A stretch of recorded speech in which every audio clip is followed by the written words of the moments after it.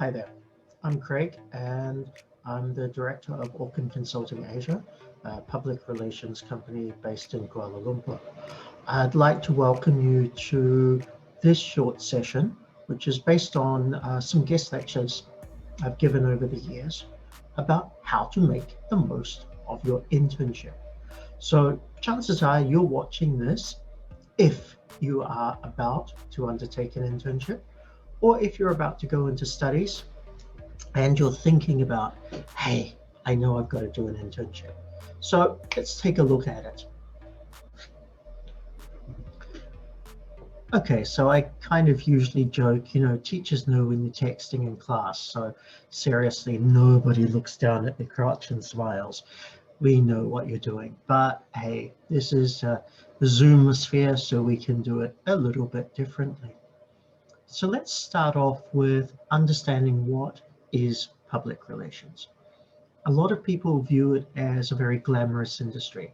Lots of false pretense, kiss, kiss, hug, hug type thing, where it's a lot of parties, a lot of getting to know people, and basically schmoozing. Even in the COVID world, this is still something that people believe. Reality is that is such a tiny part of what PR is.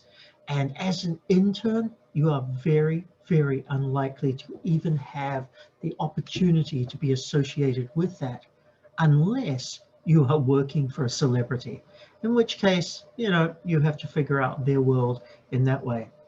For us, the real world of public relations is about strategy, it is about communication, and it is about relationships. So, what does it take to succeed in PR? This is not only what it takes for you to succeed, but what does it take for people like myself as agency directors to be able to succeed? First, you always are going to need a positive attitude. You're going to need tenacity, and effectively, you're going to need very, very thick skin because it doesn't happen overnight, it doesn't happen easily, and you are going to have to keep going and going and going until you get what you need done right. You need there to be a willingness to do long hours. It is not a 10 to 6, 9 to 5, or 11 to 7 job. There are expectations in the morning. There are the need to have things done, which means you work until it is done. Now, that works for interns as well. You just have to clock in the hours. That shows a willingness, but it also shows a commitment to learning because what happens after business hours is equally as important as what happens during them. You are going to need skills. Three key ones: written skills. If your grammar isn't good, learn. Take some Coursera courses. Go online. Figure out how to solve that. You're going to need interpersonal skills. Not only how to deal with nice people, but how are you going to deal with difficult or challenging people, including bosses like me? And finally, you're going to need computing skills.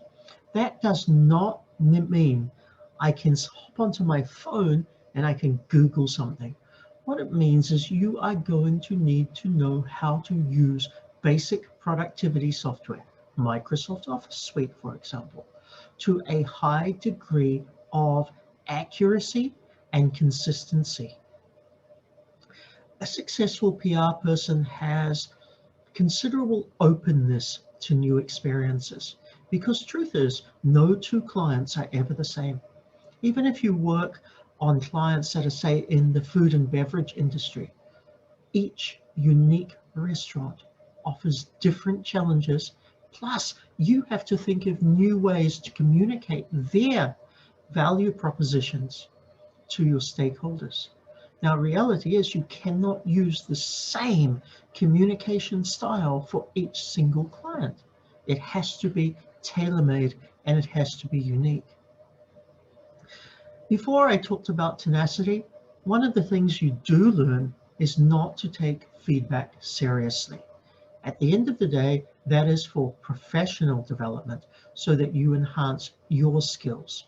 What you choose to interpret from that, if you say, "Ah, it's an attack on me," no, it's an attack on the fact, or not even an attack, it is an approach to the fact that your work doesn't meet the market requirements. So don't take feedback personally, simply learn from it and grow. So let's ask, what is an internship? Okay? Effectively, it is an opportunity to work with professionals in the industry or in an organization and learn from them. Now, the perspective is going to be different between lecturers, students, and company. Lecturers want to see that you've learned something and applied what they've taught you. Chances are, though, not everything they've taught you is going to be relevant to the business. So do be prepared to unlearn a lot of things that you got in class, because the real world is nothing like a textbook. For the student, many of you have the mindset that, look, let me tick the box, let me finish my course, and I'm just going to turn up and smile and hope nobody asks me questions. That might work in a really large organization, but when you come into a smaller agency or a smaller business, you are not going to have that luxury. You need to be part of it. Now, this brings us to the company's perspective. Actually, what we look at is, this is a job interview. It might be a 2 or 3 month job interview, but most times when we take on board interns, we're looking for long-term staff and people who are going to be part of our brand into the future. So is it going to be a job interview for you? Is it your first professional exposure to the industry? Yes. Is it finishing your course? Yes, but it's not ticking the boxes. It's actually about developing yourself professionally and personally in this context. And is it about linking your course to industry? Absolutely it is. But as I said, we need to unlearn some things in order to have the flexibility to adapt to them as we work through problems that we might face or encounter with clients, with media, and with other stakeholders. So let's take a quick look at the difference between university and industry. Teamwork, the expectations are different and the consequences are real. At university, if somebody doesn't pull their weight, you probably tell the lecturer and they still get a grade anyway. In industry, you work with your team and everybody pulls their weight, or somebody doesn't need to come back tomorrow. So the consequences from that are not only those that I allude to, but it's also the fact that someone else has to pick up the work. And if the work isn't done well, someone else is getting the blame for any shortcoming that happens. Again, don't take things personally. Ideas get shot down. People work at different paces. We are not here to hold your hand. We are not here to tell you that everything you've done is brilliant, because honestly, it's crap. And in many cases, your stuff isn't brilliant. You're new. You're there to learn. But you're there to try and explore, to share ideas and to see what happens. You also need to understand that some of your colleagues will work very fast. What I do in 2 hours, other people may do in 8. And in that respect, I might pressure you faster for something because my speed is different from you. But you also have to look at professionalism and boundaries. At university, we have the opportunity to nod off for a little while. Now, don't take that as being disrespect. I used to be a lecturer. I used to be a college principal. I know what happens in classrooms. You don't get that opportunity when you're working. Professionalism means you rock up, you deliver to the best you possibly can, and you fix things if they are not working out. At university, you can sort of distance yourself from that a little bit more. But there are also going to be boundaries. I know a lot of university students and also surprising university lecturers who try to become friends with each other. Let's follow you on Facebook, on Instagram. Let's, try to have that type of relationship. That's fine. But in the workplace, not everybody is going to be your friend. And that is personally quite acceptable. Don't be offended if your boss says to you, I'm not adding you on Facebook. I don't want to connect to you outside of LinkedIn. I don't want to hang out every night at Starbucks for a drink, because there are boundaries. You go to work, you do your work, you go home. You might connect elsewhere, but you don't have to. And the final difference is in understanding the organizational culture. The university is there to support your growth. An organization like a business or even an NGO is there to support the organization's growth, of which you will play a part. But the focus is different. The focus is on developing and curating and activating what is needed for the business to succeed in delivering to its clients. It is not focused on you as the center of the universe, whereas a university has more of that as an option. So you're thinking about doing an internship. How do you prepare for it? First up, research the company. Find out about them. Look at their website. Do they have a blog? Do they have social media pages that tell us about the product, but also that tell us about the business itself? Because the products or the clients that they deal with are, albeit related, but also different to what the organization culture is going to be about. Research the person who's interviewing you, research the supervisors, or research the owners of the organization. And that is through LinkedIn, not Facebook. Connecting to individuals on LinkedIn is one of the best things that you can do early on in your career as you develop and you showcase that you're trying to achieve new things. Some advice I always give: read the newspaper. Keep up to date with current events.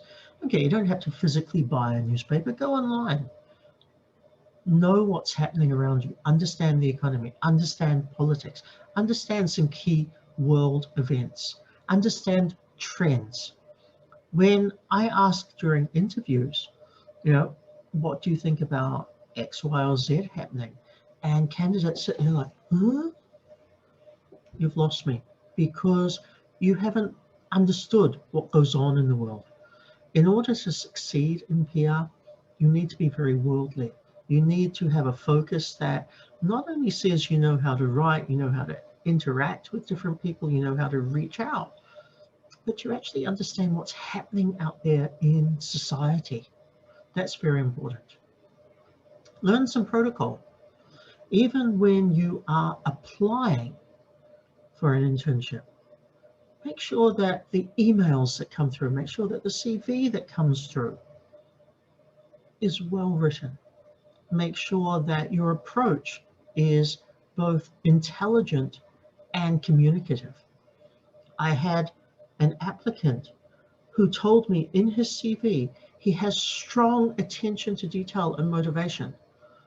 That one sentence alone had 4 spelling mistakes. No attention to detail. So protocol is about how do you approach them and making sure that you deliver on what you've got.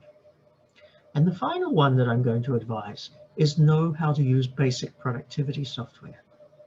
If you cannot use a computer if you cannot use Microsoft Office to a decent standard, go and learn before you make an approach. Because our job is not to teach you how to use a computer. Our job is to help you grow as a communications professional. Your university's job is to teach you how to make sure you have the fundamental understanding of the tools needed to do that job. So let's go to during your internship interview. I cannot emphasize this enough. Never, ever, ever, ever, ever, ever, ever, ever bring your parents to an interview. And likewise, do not use your parents as referees. I don't want to see your parents. I don't want to know who they are. And I certainly am not going to take phone calls or address emails from them if they have any concerns. You are an adult and you need to act like it, which means you bring yourself. If your parents are driving you to driving you to an interview, fine, but make them wait in a cafe a few doors down. They don't sit in reception. They don't hang around in the corridors. If it's in a cafe, they're not in the same space as you, okay? Because that gives an impression that you are needy. It gives an impression that you do not stand on your own 2 feet. And as a business, we value independence more than anything else. Make sure you've prepared your documents. So have a CV, a transcripts, written references, writing samples. If somebody brings a few writing samples, maybe an essay that they've done at university, maybe a blog post that they've done, that really helps on the spot to be able to say, we know what your level is. We know what your skills are. Very valuable. Sometimes you might have to email those over afterwards. That's fine. But you know what? It's better to be prepared.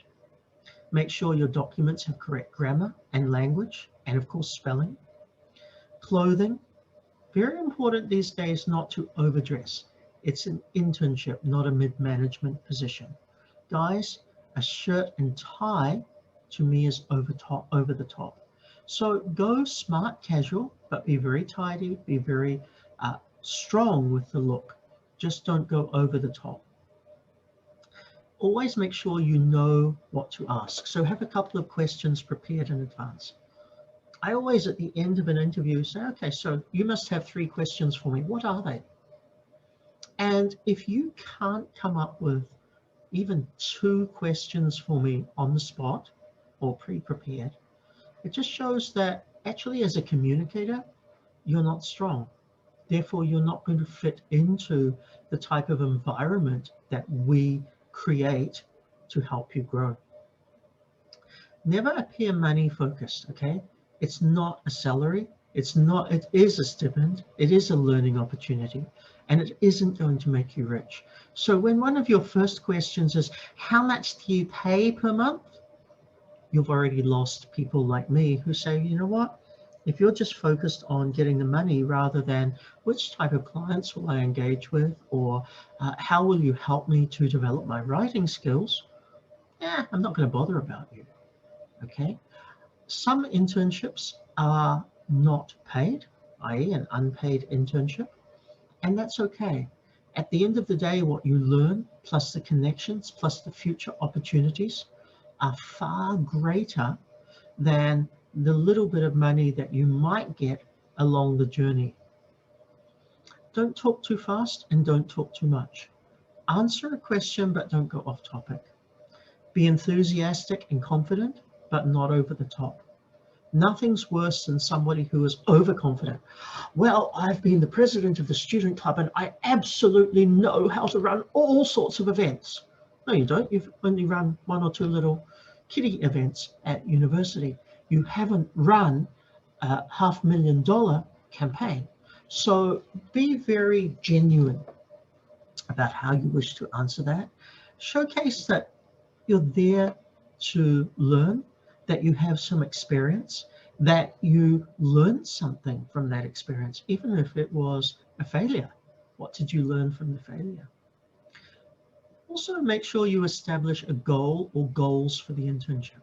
This is a question I love to ask because I want to know what you want to get out of the internship. When you say to me, I want to complete my studies, I don't hire you. When you say to me, I want to be able to present something to a potential client or to a colleague in a formal setting, I'm interested, because that's a professional goal versus a tick the box. Also be ready to share insights that are outside of your CV. So something more about you. My personal preference is I actually never read people's CVs. I don't find them very interesting. I'm more interested to see how how the candidate presents themselves. At the end of the day, remember this, for an internship position, you probably have no work experience. You may have a little bit of part-time, or you may have been involved in some projects at university. In the overall scope of things, and no offense is meant here, but in the overall scope of things, that is a nothing.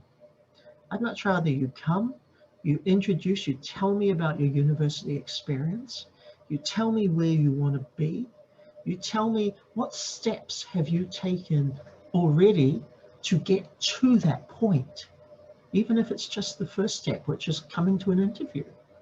Tell me about it. Make sure that you also provide credible and contactable referees. Okay, so not your parents, but maybe it will be a lecturer who has worked closely with you, not a lecturer you've had only once, but somebody that will be able to comment on a range of ideas or issues associated with you. To me, at the internship level, I hire based on personality, not based on achievements, because we all peak at different times and we all start that process at different times. So I'm more interested about, are you teachable? Will you fit into my organizational culture? And do you have the motivation to be part of what we are doing? I'm not so interested in the fact that you got a grade point average of 3.85. Ironically, as an academic and as a former lecturer and principal, I can't tell you what that means in real terms. All it says is it's a number. But I can tell from your personality and how you present yourself whether you're going to be an asset or whether you're going to be a challenge. So during your internship, a few things to do. Always volunteer for things, show initiative. Don't wait until work comes to you. Ask for work. Contribute ideas and don't be afraid to make suggestions. Your ideas might be good, they might not be. Chances are they're probably going to be very generic at first as you learn to develop new things. But part of the experience is having that voice and having the confidence to say, hey, what if we tried this? And even if your idea isn't ideal, a group discussion that stems from your idea may actually create something that is real and useful. Ask for additional opportunities. If you see something you think, oh, I wish I could be part of that, ask. Ask if you can go to meetings. We bring interns to meetings, not because we want you to sit there and present and talk, but because we want you to see how we interact with clients. We want you to see how clients are with their questions. And we want you to see that sometimes it's a really challenging process. That brings us to the next one. Challenge yourself. You know, this is not about turning up to work and doing the minimum required. Prove to yourself that you really can do stuff. Seek feedback, but don't be too pushy about it. One of the things that's important, no matter what industry you go into and at whatever level, learn to read people. What I mean by learning to read people is the match between, or the mismatch between body language, vocal or written expression, to be able to understand how they think. Are they being serious? Are they, pushing your buttons? Or are they, really, can you take them at face value? There's a really cool video that circulates around social media every few months. And it's about this guy in a car workshop. And he gives his intern this big bucket and asks him to catch the sparks from the tools. Now, You can't catch the spark, but here's this poor guy trying to catch the spark and empty them into another bucket every few minutes. And everybody's standing around and laughing at him. This is about learning to read. Are they pulling your chain? Learn to manage people and expectations. Okay? How do you get something from a slow boss? How do you ask for something without sounding overly pushy or without offending? Or better yet, what happens if you cannot deliver? Do you wait until the last minute and say, hey, boss, can't do it yet? Or do you keep your boss informed? That communication where you keep people understanding that where you are in relation to their deadline is going to be very important. Learn teamwork. It's no longer a group assignment. It is simply teamwork. If you don't get along with somebody, tough tits. You have to learn how to work through that. Remember I said, this is not about coming somewhere to make friends. This is about coming somewhere to learn and to develop your skills. So learn to deal with people you don't like. And that's simply by being professional. I can go to meetings. I can be civil to somebody. I don't have to take them out for a drink afterwards. I don't have to ask about their their personal lives or anything like that. And in fact, it's really interesting. I've met people the first time they gave me a horrible, horrible impression. This is clients. But the more I listen to them and I learn, or I listen to what they say about their business, about what they're doing, and the more I have exposure to that, I actually learn to change my mind about people as well. And I've got some very interesting connections and friends who I will be honest to say the first time I met them, I really disliked them. But they showed to me they know what they're talking about. And I simply chose to be professional rather than, oh God, I hope I don't see that person again. And finally, you're going to keep hearing this, at least from me. Don't take things personally. You're here to grow. That's simply what it's about. You know, nothing is personal. Everything is professional. Network and meet people. Now, we can't do a lot of that during a lockdown scenario, but LinkedIn is fantastic. Different opportunities where there are, say, mini conferences or Zoom events or other things where you can meet other people in the industry is really worth doing it. Always ask questions that are deep in your mind. Don't let the question just disappear. Actually say, look, I want to understand something. I'm confused here. Can you explain? That doesn't mean you have to ask the boss. You can ask anybody on the team. But that showcases a willingness to grow, a willingness to think better than before. Don't be afraid to make mistakes, but I will advise you, be afraid to make the same mistake twice. The key thing is we learn from the mistakes, we learn to understand the consequences of mistakes, and we learn to be responsible for undoing them. Learn house style, follow it. When you decide you want your documents to be a certain way and that gets sent to a client, and then I send a similar document to the client, they'll say, did this even come from the same company? House style is like a uniform. Whatever communication goes out of the business must be 100% consistent across every individual involved in that business. Learn politeness. Something like a good morning goes a long way. Some years ago, and I won't mention which university, Taylor's, I had some interns. And one girl, I won't mention her name, actually because I forgot. Oh, Elin, okay, haven't forgotten it. She couldn't even say good morning when she came into the office. She'd just shuffle in, hide at her desk and put her head down and do work.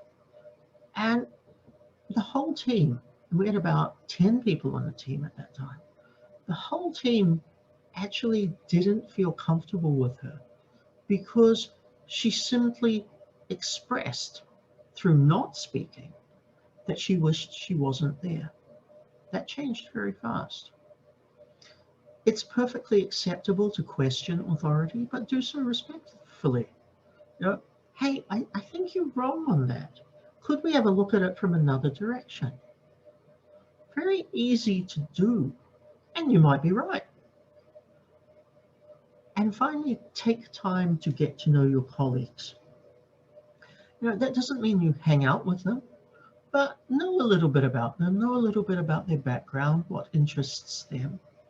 Maybe learn a little bit about how they got to be where they are today, because that will shape the way they think and the way they do things. Very useful. So let's go to this. Why do interns and internships fail? These are my observations over the years. Doing an internship for the sake of doing it, i.e. ticking the box. Okay, as an intern, you'll fail. As an internship, you're likely to be terminated before you finish. Oh, and yes, you can be fired from an internship.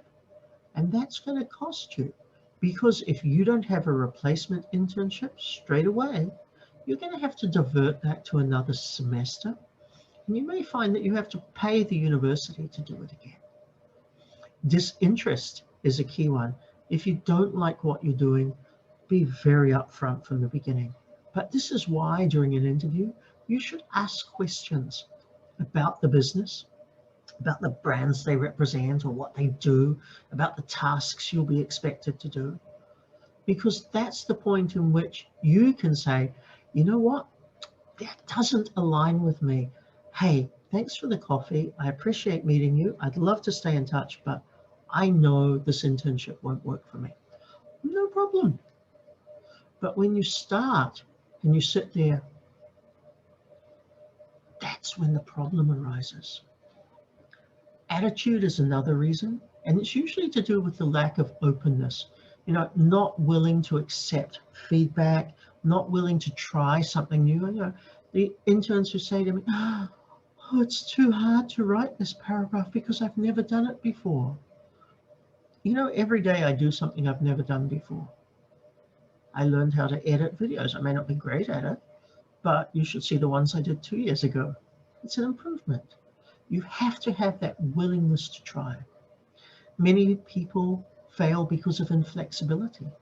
i.e. the personality can't adjust, or you have this 9 to 5 mentality. I had an intern who asked me, I would prefer to start at 9 o'clock because I do better early in the morning and I want to go home early. Our office opens at 10, we go to about 7, and she wanted to go from 9 till 5:30. Didn't work. It's not about you. You have to adjust. You have to have that commitment. You have to have that communication. The biggest problem for many internships or interns is the transition shock, going from school to work. It's a huge difference. The expectations are different, and the support networks are majorly different. So that becomes a problem. Failure to understand boundaries.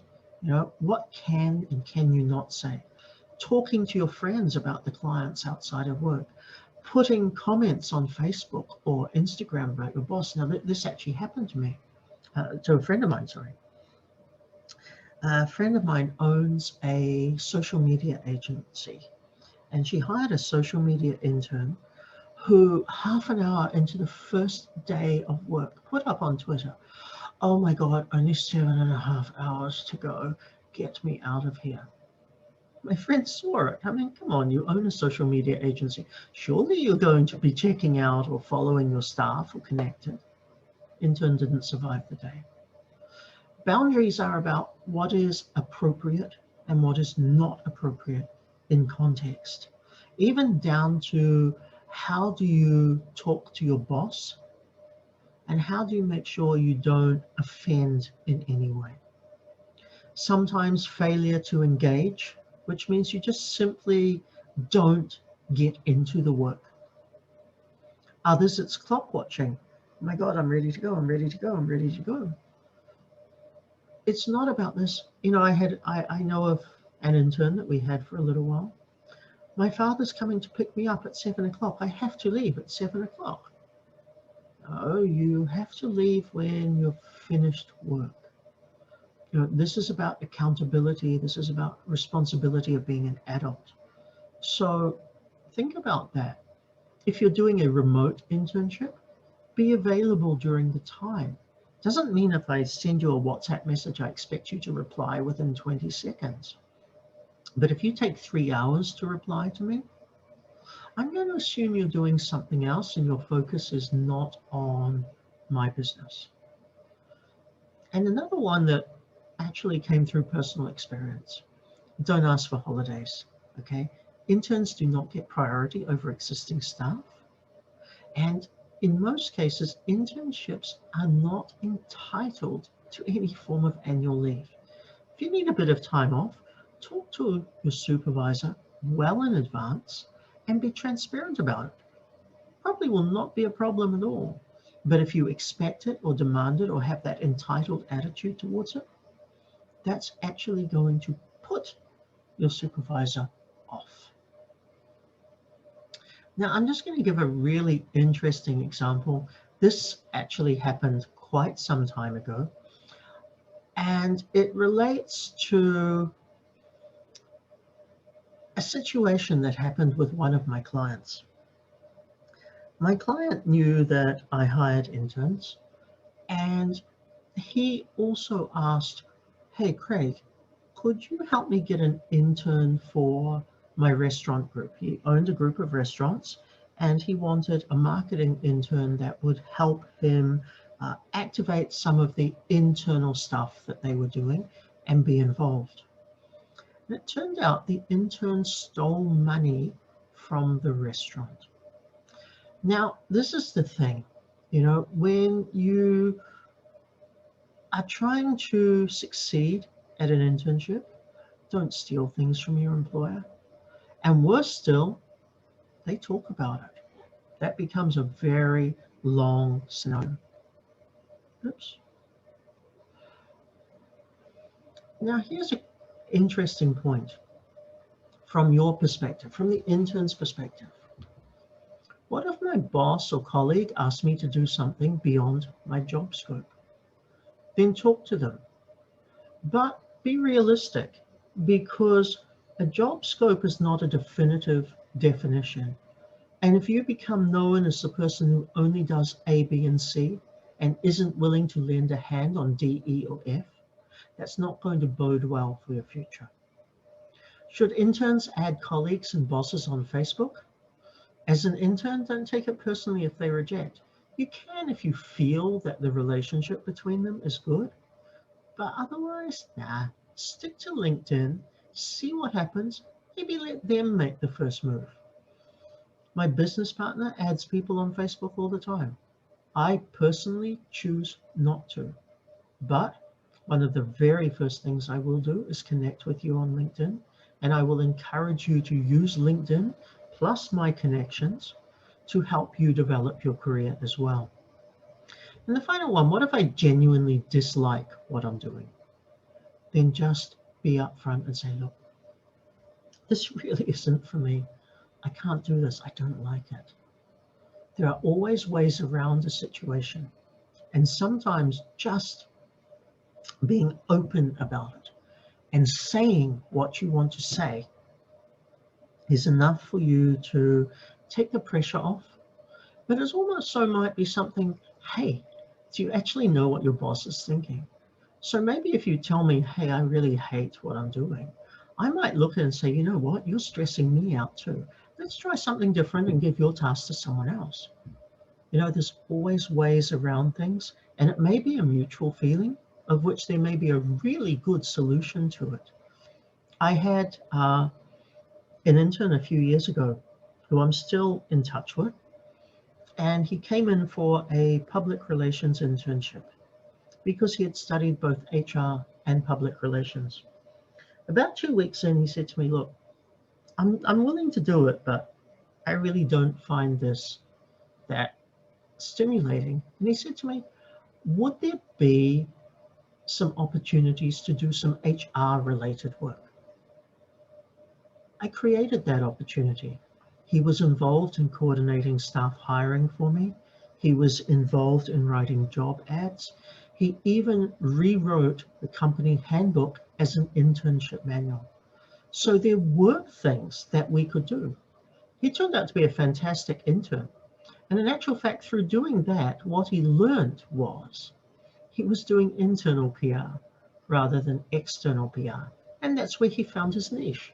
PR was a suitable industry, but his take on it, his niche within that industry, was not what he thought it was going to be early on. Okay, how to work with clients. Clients are always going to be a challenge. I'm going to say there are clients that are just painful.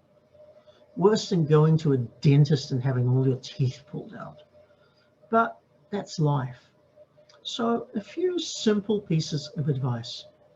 Talk it through with your colleagues or your boss first. If you have a problem, if you don't understand a client, if you feel that a client is not treating you well, or appropriately, I should say, talk it through first.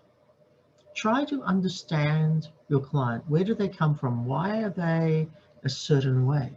It could be their team, it could be their previous experience, it could simply just be they're highly strung, for example. In your first meeting, listen well, learn to read the room, take notes. You don't have to participate in everything, but you need to be present with everything.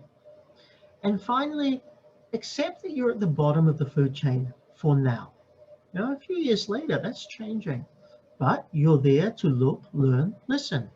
Make the best out of the position at the bottom and use that as an opportunity to create an impression. And often clients will notice you. I've talked to a lot of my clients. They'll ask me, how's your intern doing? What's their progress? They take an interest, but they won't ask you directly. They'll talk to me when I'm talking to them about things. But that means you've been noticed. If they're interested in you and they're not complaining, that's something that's going to benefit your future. So think that through. And how to turn your internship into a full-time job. Okay, so I joke when I say blackmail, but a few real simple things. Make a good impression. Show that you have grown. Not everybody grows the same way, but show that you have grown in the experience. Talk in advance about an interest in extending the internship or turning it into a full-time job. Is there a chance that this might happen? What would the benchmark need to be for me to be considered to continue with the business? And share your thoughts about the future. Be honest. Where do you want to head? If, however, you're going to say, well, in 2 years' time, I want to go overseas, probably that's not something you should be telling a future employer. All right, so I'm going to give you some advice from my interns from the past. Okay, Eugene had a famous phrase, would you like fries with that? But a bit separate. Learn how to adapt to different situations. Be open to helping others, even if it's outside your assigned task. That's where you learn. Realize the fact that you're doing an internship for yourself, to learn, to gain experience. If people don't like you, just be yourself. You can't change what people think or see about you, but you can try to be a genuine person. Be open to new experiences. Be open-minded, proactive, honest. You never know what and when you will learn something new and different. The most important thing is to absorb and learn from mistakes and develop a sense of pride in what you do. And finally, don't fuck up. But more seriously, it's probably speak up. So always have the opportunity, or always be willing to speak up and say, I have a thought, may I share it? And some final words of advice. Be very aware of boundaries. What is acceptable, what is not. Again, don't take things personally.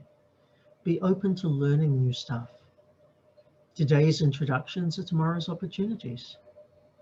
Never burn bridges or talk cock. It is a small industry. Believe me, we know who's there, what happens, what they do. And if you don't know someone directly, someone else will be talking about them. So it's up to you to make the most of the opportunity presented for you. I suggest you simply go for it. So I hope my overview has given you some things to think about. An internship is a fantastic opportunity to get a step up if you choose to take the opportunity.